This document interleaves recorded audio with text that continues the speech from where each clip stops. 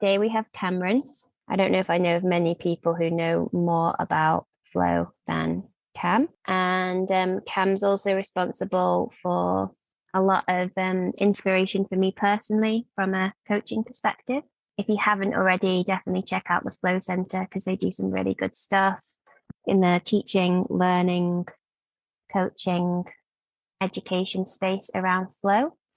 And Cam's great to chat to because he's not only interested in flow from like a performance, like get results perspective, but also like from a way of life. And he totally embodies that in how he lives and spends a lot of time in flow. So great to have you here, Cam. Great to be here. Thanks for the invite. Cool. All right. So I think it would be nice, Cam, if you could just let us know like how you personally got into flow. You know, why flow? Because you've built your whole life around it now at this point. Yeah, it's absorbed me into a vortex of flow. Um, so I used to be a junior tennis player playing tennis for England, and it was my life, my direction, my everything. And I got injured and couldn't play tennis and got a bit depressed, and meaning had kind of left me, and my strength had left me, and I was kind of left with a not a directionless, but I didn't have the same impetus as I had before. And I remember backpacking in Peru, in Cuzco, and walking up a street and seeing this busker who was completely immersed in the music. Could have been playing in the Royal Opera House or the Albert Hall, and he was playing like a prince and completely absorbed in every single note, to the extent that I couldn't help but be completely transfixed. And I was kind of walking up a little bit fatigued and altitude sickness, and just kind of slowly waking up. But then my whole subjective experience just flip-flopped into this magical note and tune and music, and I was kind of lost as the busker was lost. And that for me was really impactful for a number of reasons. One, I realized that the busker was actually, he had two amputated arms and he was playing the harmonica with two stubs. And I thought, wow, here was me in sort of self-pity and depressed because I couldn't play tennis, but I still had two arms. And here was this person able to find their magic when in their condition. Secondly, I thought that's what I missed from tennis. It wasn't hitting 1,000 tennis balls and living out of a suitcase. It was those moments where you would lose yourself in the moment. The world would kind of melt away. And there would be this sort of deep engagement with the act. And that was life-changing for me, because at that point I was like, oh, okay, wow. So if someone else can find that space in another act, maybe I could find it in another act. Maybe it could open doors for me. And so I started just to be inquisitive about it. And I kind of thought, oh, what is it? And, have other people written about it? And I came across lots of literature around what Csikszentmihalyi had written about his research around the flow state back in the 60s and the 70s, and where, he had studied happiness and why do people do what they do, and why does a painter paint for days, and then as soon as they finish they put the painting in the back of the cupboard and never look at it again. Why do people risk their lives in action sports only to spend 30 seconds giving each other a high five and then moving on? And it just kind of captivated my imagination, and so then I started to look at, okay, well, how can I find flow? And for me, adventure sports and action sports were what my body could do physically. And I loved being in nature. And I kind of moved into a life of scuba diving and surfing and kite surfing and lots of other action sports over time. And then it captivated me so much that I wanted to study it. And I sort of started off, I guess, in the world of sports psychology and looking at flow from a performance basis. Why do some moments we choke, and then suddenly the next moment we're our magical best self? or vice versa? And how come sometimes there's just this internal harmony and fluidity to our movement, and other times there's just this anxiety or distraction or conflict? And that kind of led me into a wider study of flow in terms of philosophy and how do we approach life, and what does that mean for anxiety, people with anxiety and stress, and how can flow be integrated to improve life satisfaction? And I've been writing and talking about flow ever since, and now run an organization that dedicates itself to coaching, training, and researching flow and developing flow coaches. So hopefully that gives a background. Yeah, totally. Yeah, that's perfect. What would you say to someone who doesn't really like resonate with the idea of flow and maybe doesn't feel like they have found it very much, or feel like they identify with like some of the narratives around flow as being in adventure sports or doing crazy stuff or something like that? What would you say to someone who's maybe like a bit skeptical of the idea of flow, or the idea that they could access flow? I would probably bring them back to the idea of subjective experience. Like flow is a subjective experience like happiness is. And we can often, or love, right? We can feel happy and we can feel love, but we can also be very skeptical about, well, what actually is love and what actually is happiness, and does it even exist? And what are these things? What is it?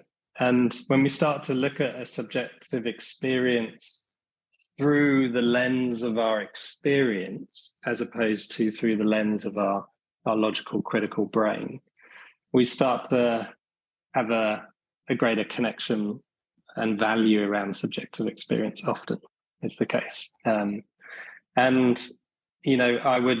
often like to help, or I think it's very helpful for people to recognize how flow shows up in their day-to-day. Most people will experience flow daily. Often we might put it up in this sort of peak performance, magical moment, once in a lifetime experience that, if we're lucky enough or elite enough, we'll get to and we'll remember for a lifetime. But when we look at flow as being this sort of amazing internal sense of congruency, cohesion, effortlessness, absorption, we start to realize that, okay, we experience aspects of flow all the time. And maybe sometimes we experience flow without even realizing it. So for example, when we're writing an email and the email just kind of writes itself, and we're like, perfect, awesome. That would have been a very mild moment of flow. Or we're in a social situation and we tell a joke. We weren't expecting ourselves. We didn't plan to tell a joke. It just fell out.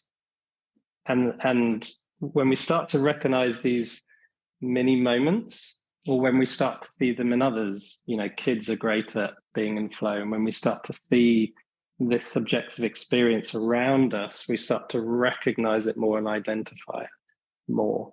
And I think a lot of people might be somewhat skeptical as to, can I find flow? Because some of the literature they might have read around it is all very elite, and it's only for people at the very peak of their game. And that's there's certainly a narrative there that is important and valuable, in the sense that the more highly trained we are, the more skill we have, the more complex situations we can kind of engage with. So the greater the difficulty or the greater the challenge, and the higher the challenge and the higher our skill level, the greater complexity that there is. And so that complexity, the greater complexity, requires more and more absorption and less distraction, less conflict. So we might experience more intense moments of flow at the high levels of mastery that we have over a particular task. But flow is certainly not reserved for those deep, complex tasks. That's great. How much do you think better accessing flow is about noticing it more. Important, but not everything. Like I think like anything, when we set an intention, or when you've been buying shoes and then suddenly you walk down the street and you recognize what shoes everyone's wearing. When we put something into our awareness, it seems to come up all around us. So I think that's an important part of it, because ordinary, we label flow as luck, right? Or the ego takes control and we go, oh, no, I'm amazing, look at me. Or we just get confused and we quickly move past it. And we often don't label flow as this thing, right? As this subjective experience. We might label excitement. We might label being sad or angry, but we often don't label being in flow. And when we do start to label it, that creates natural organic signposts in the brain to kind of go, oh, it's the thing. Maybe it feels great. Maybe I want more of it. So the brain will naturally start to orientate itself towards it and start to sort of find situations, that have a flow ability about them. And, the brain, there's a lot of literature around the kind of psychological selection of flow, and in terms of how inbuilt it is into individual preferences and actions and societal formations and so forth, in the sense that there's a sense of the more flow is so intrinsically rewarding. It feels so great. We come alive. We utilize our skills and our strengths, and that we naturally want it, and we naturally get attracted to sports or situations in which we feel that we can find it. And that's why some people fall in love with football, some people fall in love with painting, some people fall in love with rock climbing.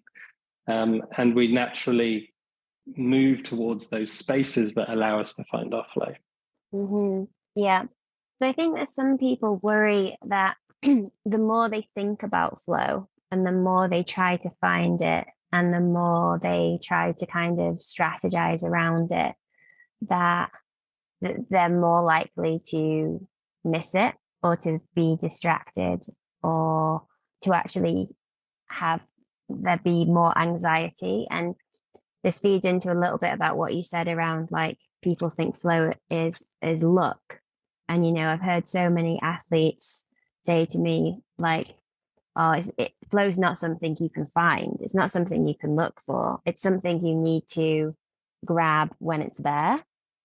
What would you say to that kind of reasoning around flow? I would say it's a shame and quite limiting for that individual. I think any human pursuit of subjective experience shows that the more we put it in our radar, the more likely we are to find it, both directly and subconsciously. And I think when we look at like what flow isn't, two things become really obvious. The first is distraction, and the second is conflict. And you could argue that they're one and the same thing. But when there's some kind of conflict internally or externally, or some kind of distraction internally or externally, then flow doesn't exist, because we've lost that absorption, we've lost that effortlessness. Our brain's busy distributing attentional nodes in order to overcome that conflict or distraction. And often when people first try to find flow, it becomes a distraction. Very much becomes this sort of it replaces whatever they were obsessing about previously. Ordinarily it's like the outcome. I need to get to the top. I mustn't fall. I need to, and our mind gets consumed about that and what other people are doing and how we look alike on the wall, or what people will think of us if we're. And it's all kind of based on this sort of underpinning notion of it's an ego-orientated approach towards the task, which the brain naturally does, but around that kind of outcome-orientated process, and which causes us to, as soon as we have an outcome, we have expectation. As soon as we have expectation, we start to compare. As soon as we start to compare, we start to get a little bit anxious. As soon as we get anxious, a little bit of self-doubt comes in, then stress and pressure becomes a problem, and so forth. And there's this, for most people, when we put flow as the true north, or we say, okay, right, I'm going to climb now to find my flow. Often that has just replaced the outcomes. Instead of I'm going to climb now to not fall off or get to the top, I'm now climbing to find flow. And if we don't find flow, that's going to be a major problem. And so it becomes this sort of prefrontal cortex logical outcome goal, and then it is a distraction. And then I would agree with what you suggested those people are thinking. However, if flow becomes more of a notion, right, an intention of why am I here in the first place? Like, am I doing this activity because I love the experience? And am I doing this activity because I want to grow and develop and become a more optimal version of myself? Am I doing this activity because those moments in which everything clicks together and comes together, they just feels freaking awesome? If that becomes the notion and the direction of why we're doing what we're doing, then we kind of set the foundations of inner alignment. We kind of set that kind of mindset and framework for us to prime ourselves to get into flow.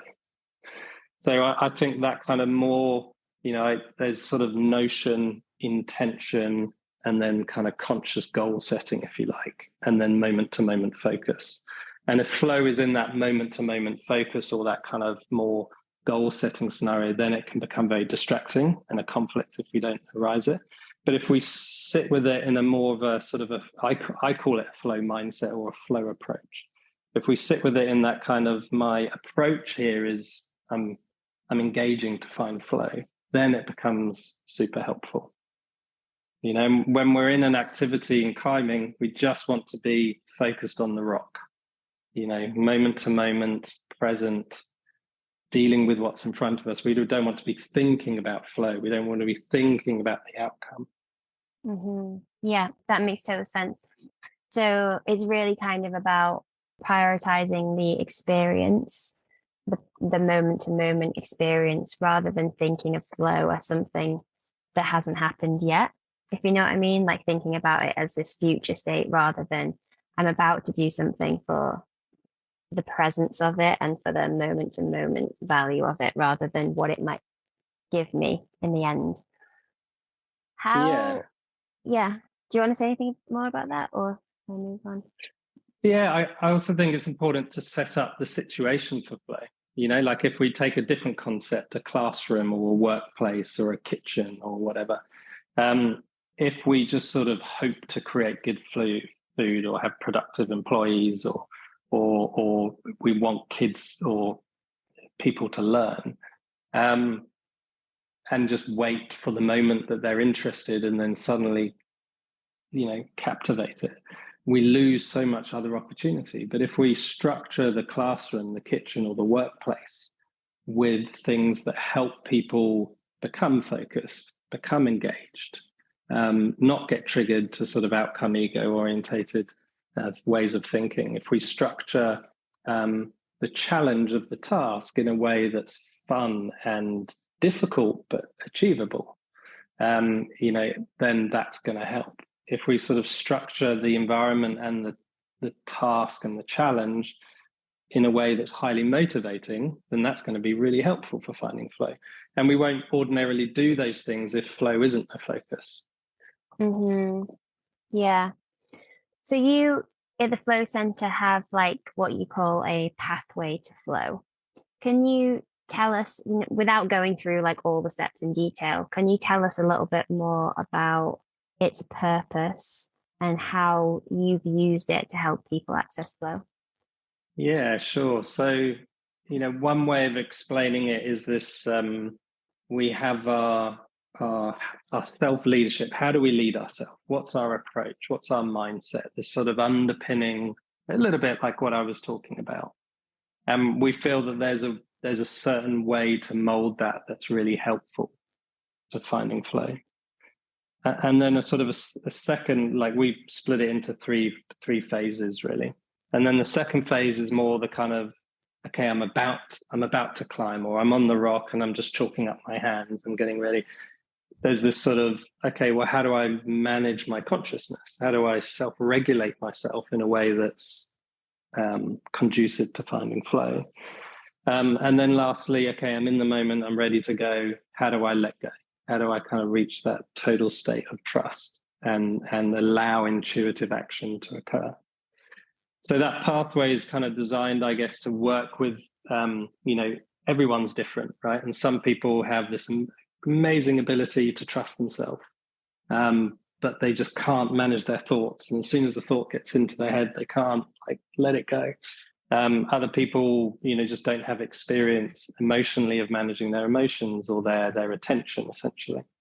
Attention, sort of encompasses thoughts, emotions, sensations, anything within our awareness or consciousness, if to use another term. So sometimes that needs work, but sometimes, our approach to the activity needs work. Why are we doing what are we doing? What's the reason behind our engagement here? And if there's conflict in those initial agendas, then at some stage that's going to become a barrier to flow. We'll either pop out of flow early, or it will be a barrier to getting there. So in those sort of phases, there's generally some kind of conflict or distraction with people, and it happens all the time because we're human. We have a brain and an ego and desires, and so we're I've recently gotten back into tennis because I'm able to find relief for my injuries, and it's been incredible. But it's also been this process of going, oh my God, literally on every single point, I need to reframe myself. I need to sort out my mindset, manage my moment-to-moment experience, and trust myself. So it's not something that we do once and it's done. It's like physical training. We don't just sort of get fit one day and then suddenly we're fit for the rest of our life. It's something that we need to integrate into how we do things and what we're doing. Mm-hmm. Yeah, that's great.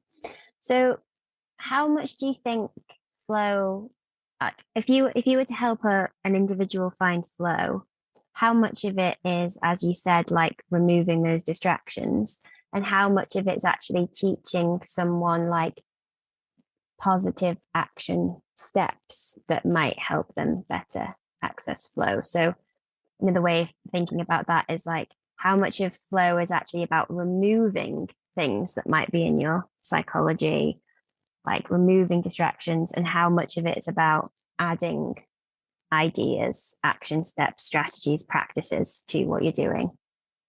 Yeah, really good question. And I think it depends on the person and the level of skill set that they come in to stuff with. I think mental training for some people is this completely new idea, right? And other people have been doing forms of mental training, whether it's mindfulness or visualization or emotional management or attention regulation for years. So they have a certain level of ability or skill level that they can utilize, because all of this stuff is transferable, right? It's all transferable in our relationships, in our work, in our play, and so it depends how, some people have never thought about flow as an experience.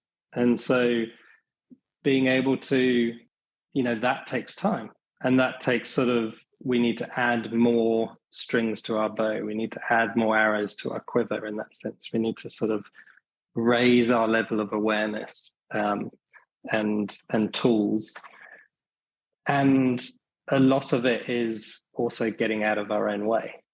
Like if we've trained to do a particular move once, then our body has a neurological blueprint of how to do that. So there's no reason from a physiological or neurological perspective why we can't repeat that and do that again.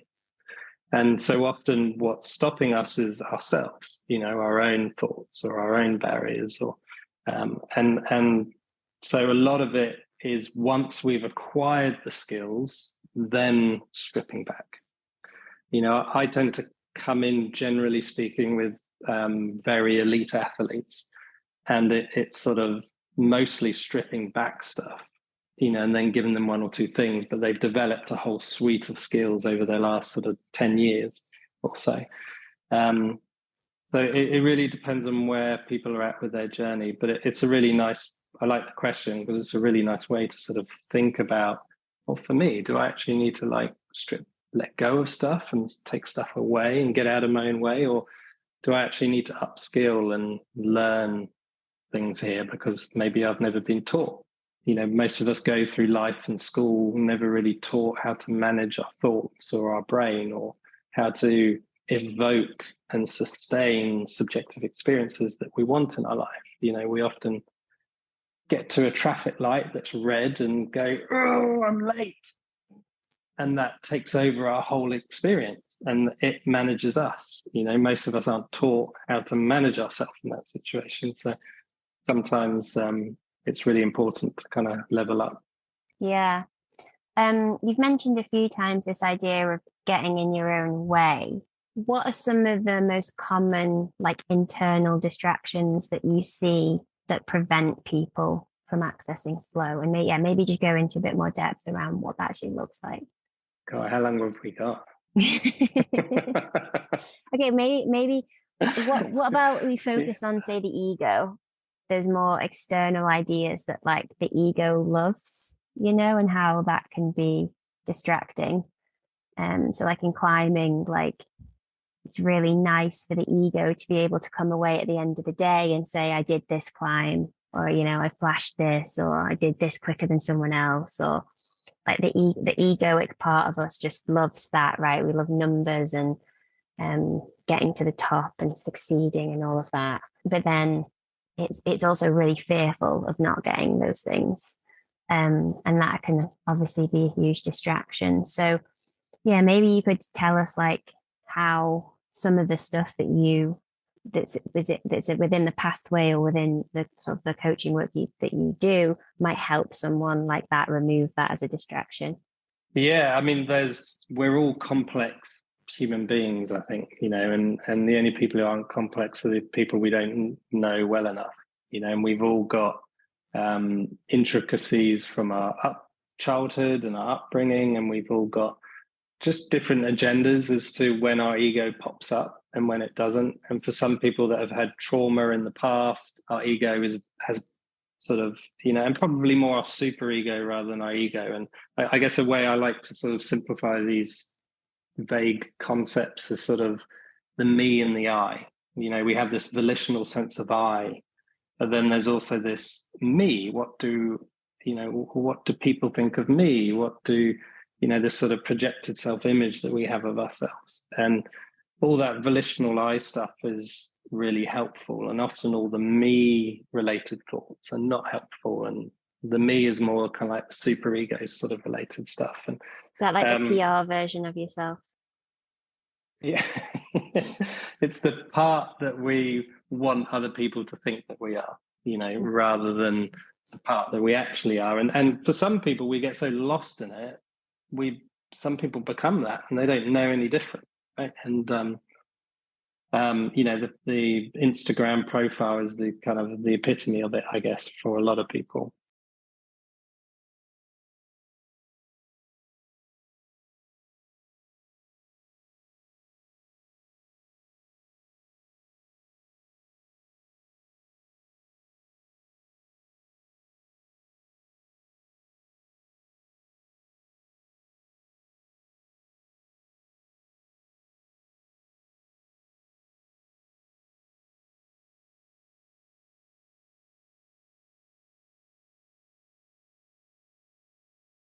And some of that comes from the narrative the story that we have about ourselves. We always put ourselves down, or we're unforgiving, or we're discompassionate, or we feel safe in a fear-driven story about the situation, or we've used fear to motivate us, and therefore we can't let go of fear, because if we do, we'll let go of the motivation that's driven us to get there. And so sometimes the ego will be strong in that inability to really let go and trust ourselves.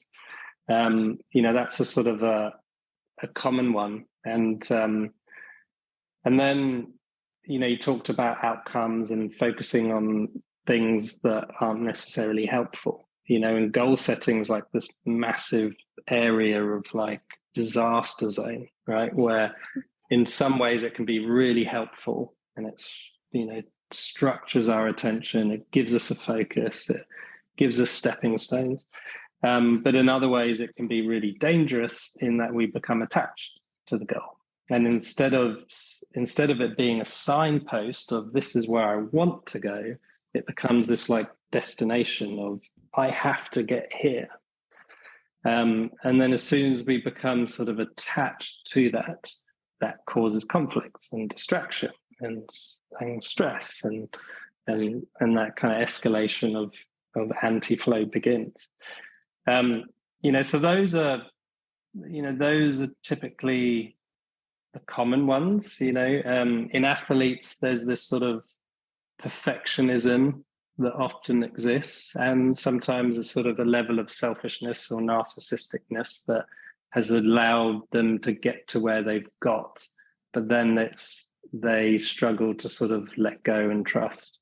And sometimes that can show up a lot in more sort of elite athletes. For the everyday person, often it's a case of in flow, another character of flow is that there's just this intuitive action. We don't think and then do. We just kind of intuitively know what's right and we let it happen. And for a lot of people, we've lost contact with intuition. We've lost contact with how is my intuitive voice different from my thinking voice, different from my heart space voice, different from my instinct. And we kind of lump them all in together most of the time and just sort of think that that's what we should do. But often we're sort of enslaved to our thinking brain or to our sort of beliefs or emotions and feelings, or enslaved to our instinct in a risky situation. And we never have the space to sort of move or act from our intuition. And I think, a lot of the work at a more deeper level is sort of stripping back stuff to allow people to then build a new relationship with their intuition and then strengthen that relationship so that when challenges or complexity comes, we can prioritize that intuitive voice over the other distractions that normally pop up. Yeah, it's all really interesting. I found it interesting the way you framed the idea of not wanting to let go of fear, because that fear is actually what's driving us. And I feel like maybe with high level athletes, but I'm not sure, certainly with some people I've worked with, it's like there's this resistance to letting go of those external motivators, even though they're fear based, because they're like, well, why would I get up in the morning if I'm not scared that I won't lose my fitness, or I'm not scared that some younger climber is gonna better me? And obviously, like, we talk a lot about this at Strong Mind about building up those intrinsic motivators. But do you have anything more to add about that? Because I think that is something that's common, where even when someone realizes that they have fear-based motivations, that they're like, well, what's actually wrong with that? Like, that's actually worked for me. And added to that, we also see that a lot in our role models. We have tons of climbing films where it's clear that someone's being driven by those fear-based motivations, and you see that the only moment of relief and joy that they get is like when they finish their goal. And it's all about, it will be great when I've done it, rather than it's great now. And I just wondered if you have anything more to add to that. Yeah, and it's a really important point you bring up. Fear drives most of what we do as for many humans, right? We're stuck in this sort of I need to be, I need to have achieved, I need to look like, I need people to think of me. And it all comes, ultimately from a fear of being abandoned, or a fear of not being liked, or fear of low self-worth, or all that sort of, different from different people. And and I think we can achieve incredible things through fear. Will we be our optimal self through fear? Probably not. We can tick many boxes. We can do many things through fear. Fear is an amazing motivator. But can we get to our optimal state of functioning where there's just this effortless movement? Highly unlikely. You see, a great example is like someone who's running away from the police. And it's like, oh, I don't want to get arrested. I got to run.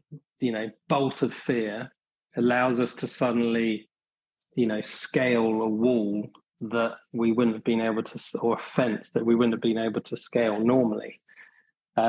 Because that fear, injects us with a level of sort of sympathetic activity, which allows us to kind of become present instantly, and it allows us to become alert and focused instantly. And it can help momentarily. But then if that sustains, that becomes tightness, and that becomes tension, and then that becomes rigidity.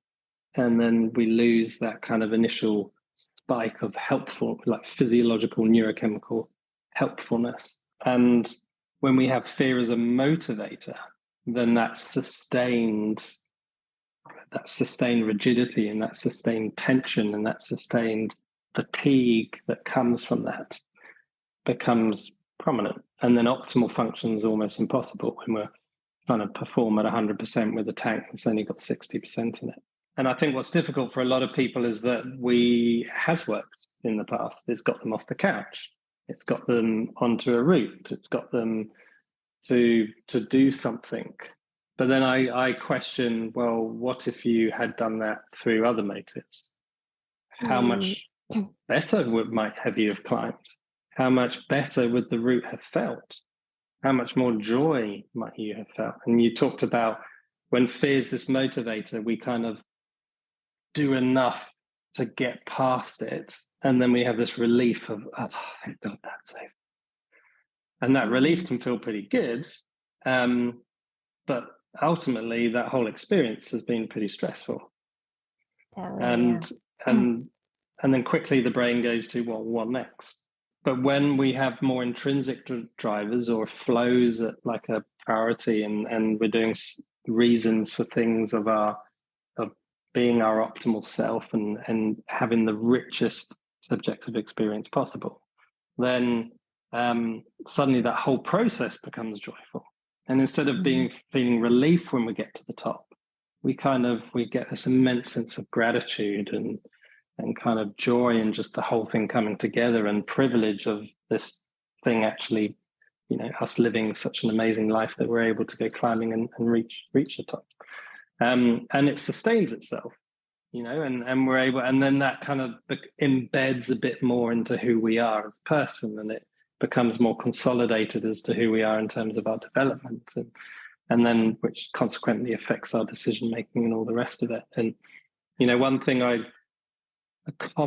coming back to your previous question and linking it with this question, a common sort of issue that people seem to display and that I try to coach people out of is this idea of, it will be good, as you said earlier, Hazel, it will be good when, or, it will be great when I achieve flow, or, and we sort of look to, instead of, the opposite of that would be, I'm going to be my optimal self now. And now I'm going to move forwards.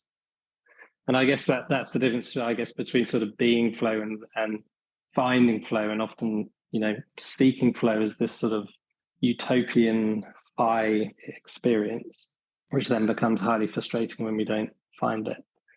And that, if we sort of endeavor to be our most optimal self in the moment, and then set up the conditions of having an optimal level of challenge and high motivating circumstances and less distraction, less conflict, and flow is just going to find us a lot. Yeah.